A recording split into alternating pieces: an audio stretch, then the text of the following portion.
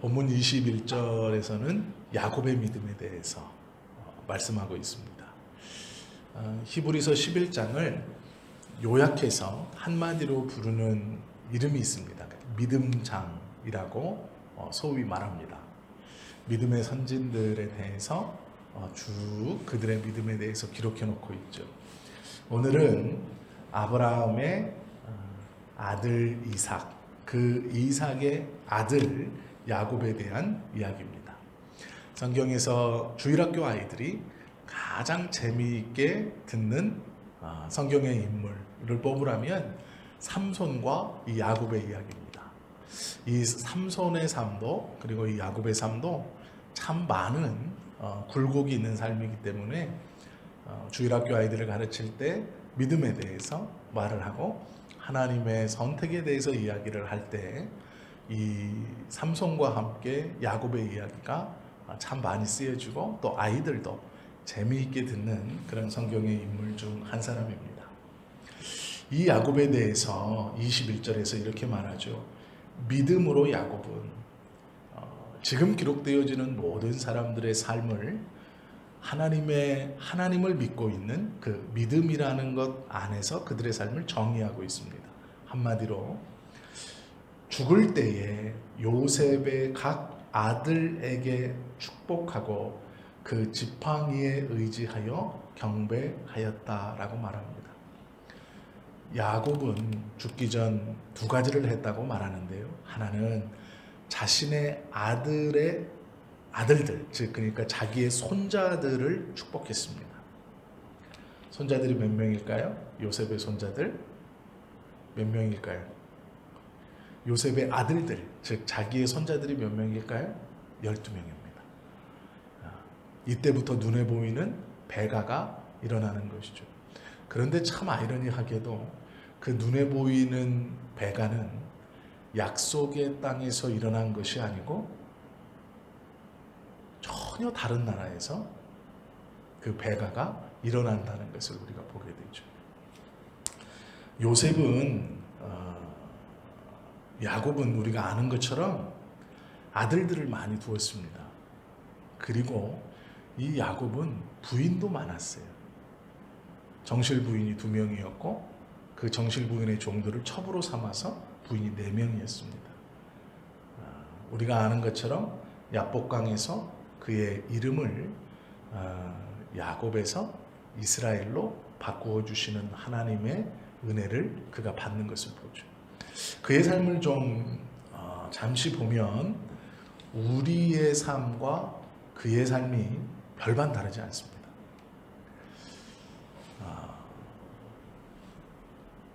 설명해 가면서 말씀을 좀 드릴게요. 성경에서 야곱이라는 사람을 대할 때 우리는요, 이 야곱의 성품에 대해서 당황하는 일이 좀 많이 있습니다. 둘째였다. 그 둘째임에도 불구하고 첫째가 되고 싶어서 붉은 죽 한 그릇으로 배고픈 형에게 거래를 하여서 장자의 명분을 구두로 삽니다. 또 어머니 리브가가 아버지 이삭의 유언과 같은 축복한다는 것을 천막 밖에서 우연히 듣게 되고 그것에 통해서 이 야곱에게 음식을 만들어 에서처럼 분장시켜 하나님의 복을 받게 합니다. 야곱도 그 복을 취함에 적극적으로 형인 것처럼 거짓말로 이 복을 받는다는 것을 보게 되죠. 여기서부터 좀 불편해지기 시작합니다. 그리고 이 야곱은 분노하는 에서의 분노를 이길 수 없다는 것을 알았기에 어머니 리브가의 말처럼 외삼촌 라반이 있는 곳으로 나아가게 되죠. 그게 하란입니다. 하란에 이르러서 외삼촌 라반의 집에 무일푼으로 일하는 그러한 삶을 약 20년간 살게 되죠. 그런데 자신이 아버지를 속이고 형을 속여서 얻어낸 그 장자의 축복, 그것을 받고 형에게 쫓겨 도망가는 중 그가 베델에 이르러서 하나님 앞에 기도합니다. 그런데 그 기도가 무엇이냐면 이렇지요. 하나님이 나와 함께 계시사 내가 가는 이 길에서 나를 지키시고 먹을 양식과 입을 옷을 주사 나로 평안히 아비 집으로 돌아가게 하시오면 여호와께서 나의 하나님이 되실 것이요 내가 기둥으로 세운 이 돌이 하나님의 전이 될 것이요 하나님께서 내게 주신 모든 것에서 10분의 1을 내가 반드시 하나님께 드리겠나이다 라고 기도합니다.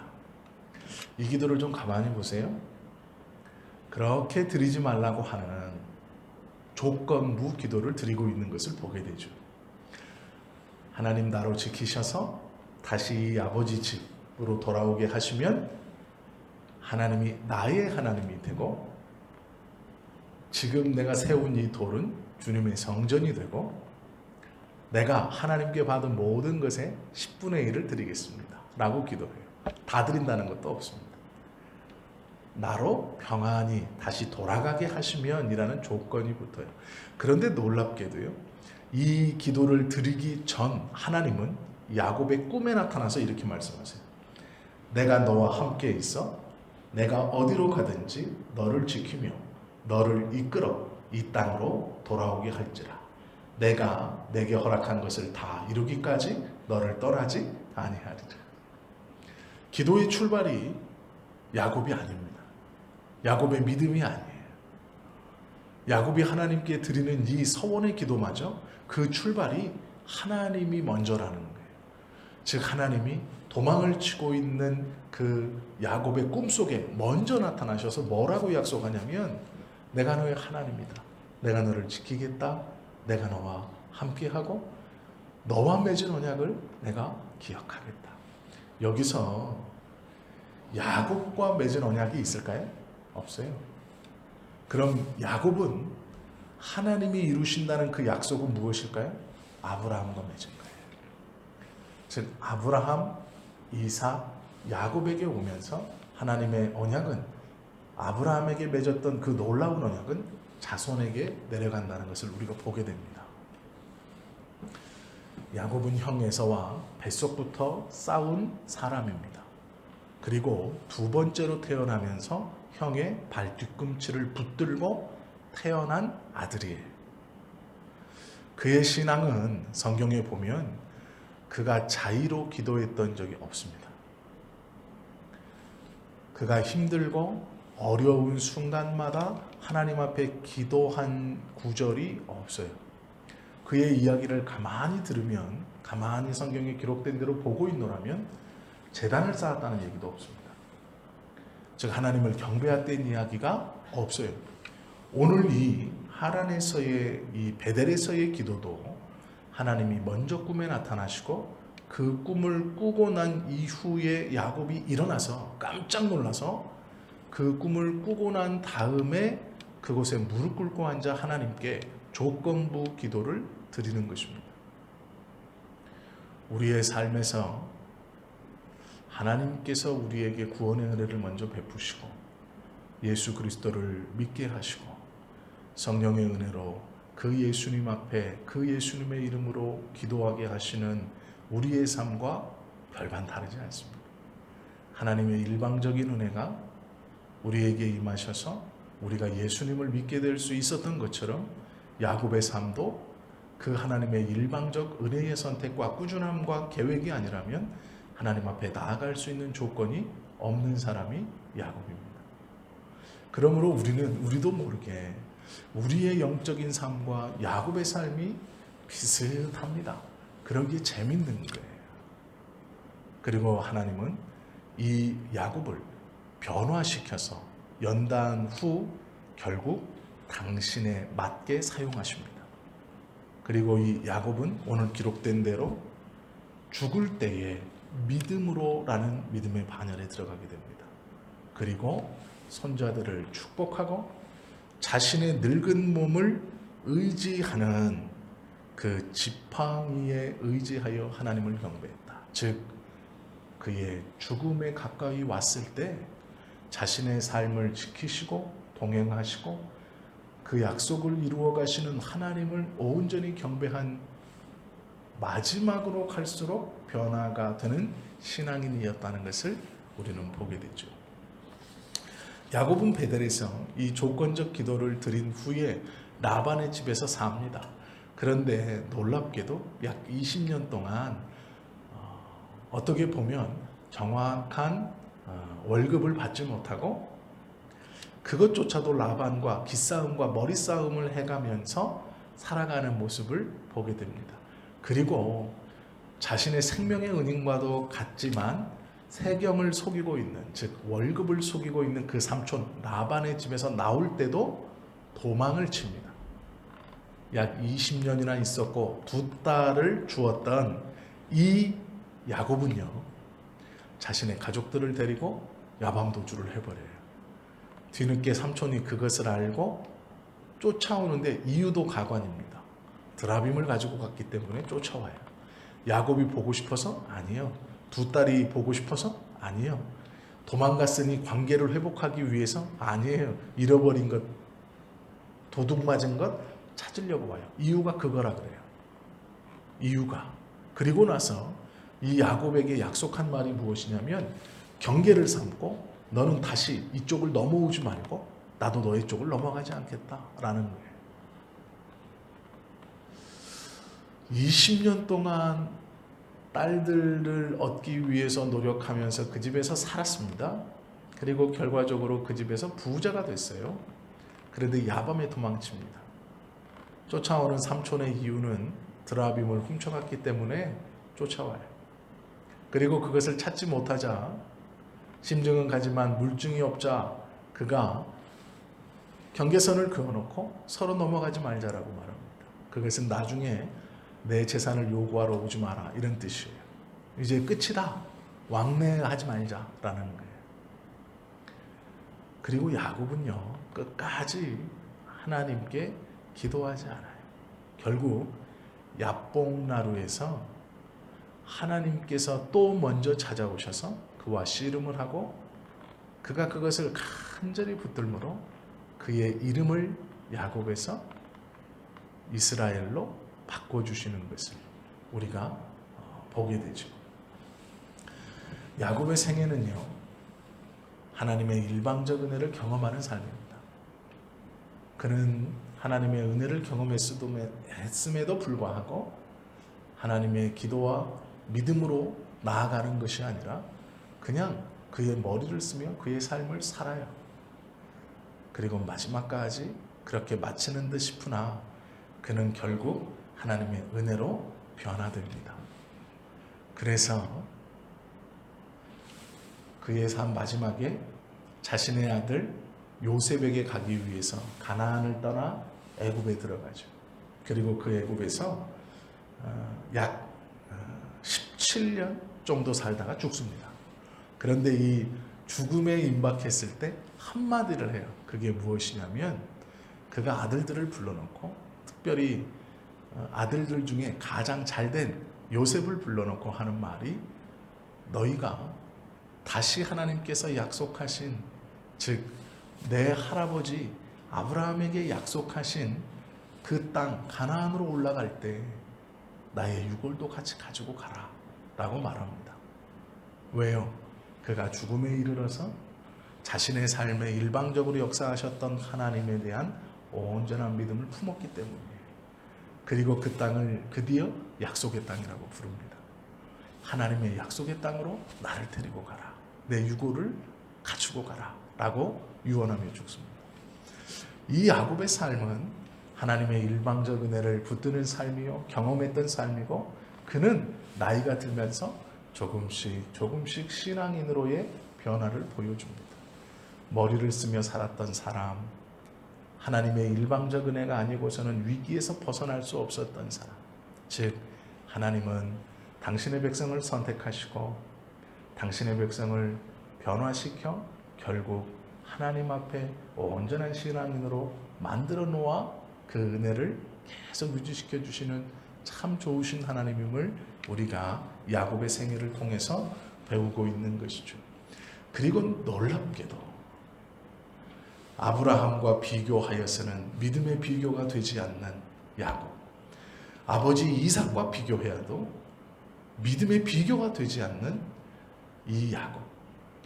우리가 생각할 때는 새 아브라함과 이삭과 야곱을 보았을 때 가장 믿음으로 비교할 수 없는, 어쩌면 낙제생과 같은 이 믿음을 가지고 있었던 야곱을 통해 하나님은요, 이스라엘의 기초인 12지파의 초석을 이루십니다.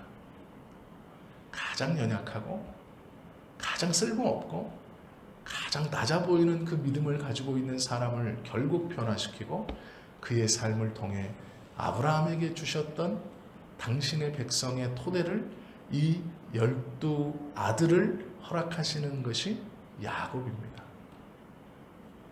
우리가 하나님 앞에 쓰임받고 있는 것을 두 가지로 꼭 기억하셔야 돼요. 하나는 우리의 믿음이 어떠하여서 주님께 쓰임받는 것이 아닙니다. 내가 무엇이 다른 것이 있고 잘난 것이 있기에 하나님의 선택을 받은 것이 아니에요. 우리는 야곱처럼 하나님의 은혜가 먼저 임하지 않았다면 하나님께 나아갈 수 없는 사람들입니다. 그러나 또 하나를 기억하셔야 할 것은 가장 약한 우리를 들어쓰셔서 하나님의 약속의 기초를 지금 놓고 계신다라는 거예요. 어쩌면 우리가 출발일지 모릅니다.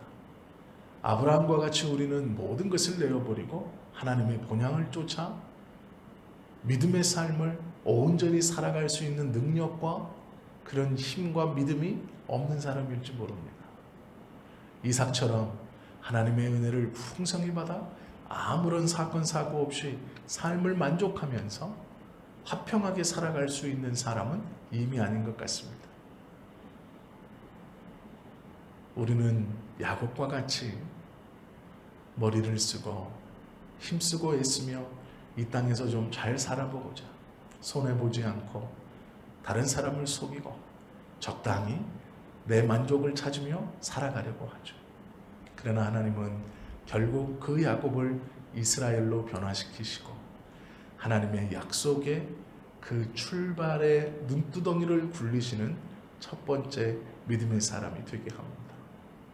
연약한 사람을 변화시켜 가장 크게 사용하시고 그 사람의 삶을 통해 하나님의 약속에 어쩌면 기초석이며 출발을 놓고 계시는 것이죠.